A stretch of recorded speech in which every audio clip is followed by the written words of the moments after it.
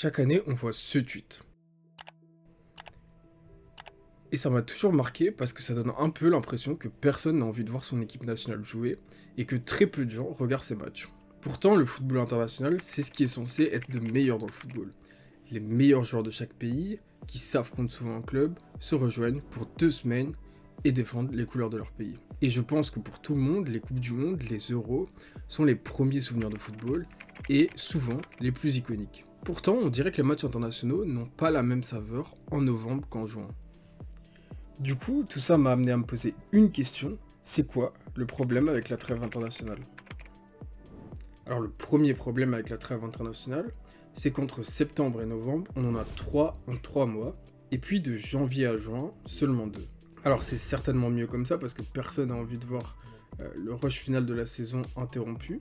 On est tous d'accord pour dire que personne n'a envie de voir des matchs internationaux alors qu'on approche des demi ou de la finale de la Ligue des Champions. Mais la réalité, c'est que ça coupe la saison en deux.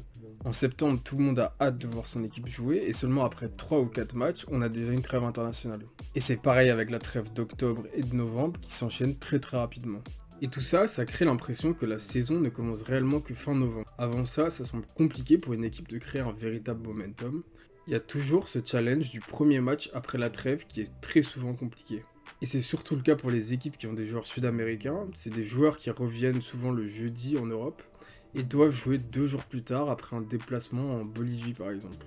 Heureusement, une partie de ce problème sera réglée en 2026 avec la fusion de la trêve de septembre et d'octobre.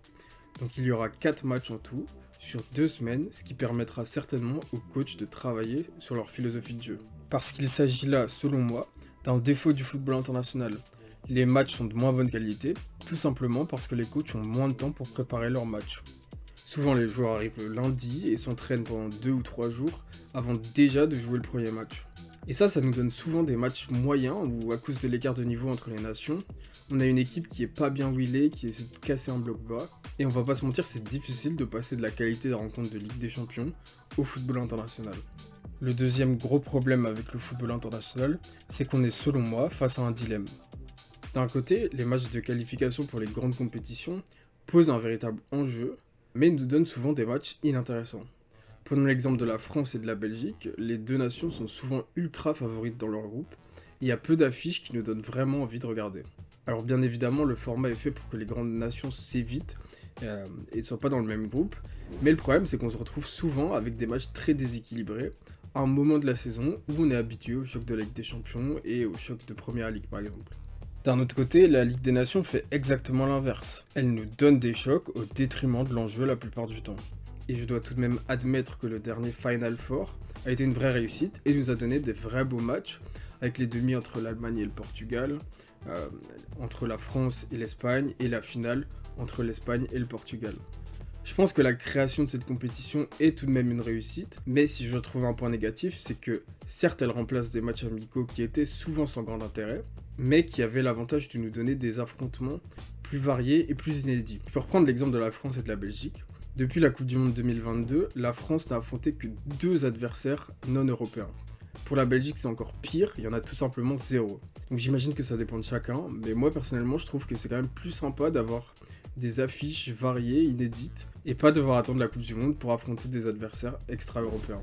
Le troisième gros problème des trêves internationales, c'est le nombre de joueurs qui déclarent forfait pour la durée des 2 matchs et qui ensuite sont prêts immédiatement pour le match suivant de championnat. Alors évidemment, ça pose une autre question.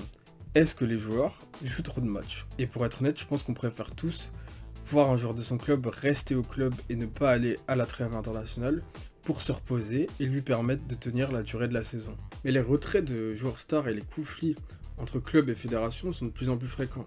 Récemment, on a eu un conflit entre le PSG et l'équipe de France, ou entre le Barça et l'équipe d'Espagne. Et ces forfaits en nombre, ils n'aident pas la popularité de ces matchs internationaux. On se retrouve souvent avec des 11 titulaires remaniés, et ça donne encore moins envie de regarder ces matchs. Après, si on doit trouver un point positif, c'est que ça donne la chance à certains joueurs de se mettre en avant et d'obtenir leur place pour les grandes compétitions.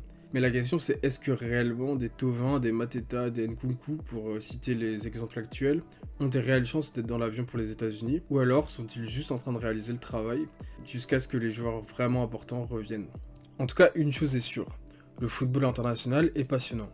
Et ça, les CAN, les Coupes du Monde, les Euros, tout le montre à chaque occasion. Du coup, je pense que l'impopularité des trêves internationales à l'heure actuelle montre la nécessité de réinventer le format.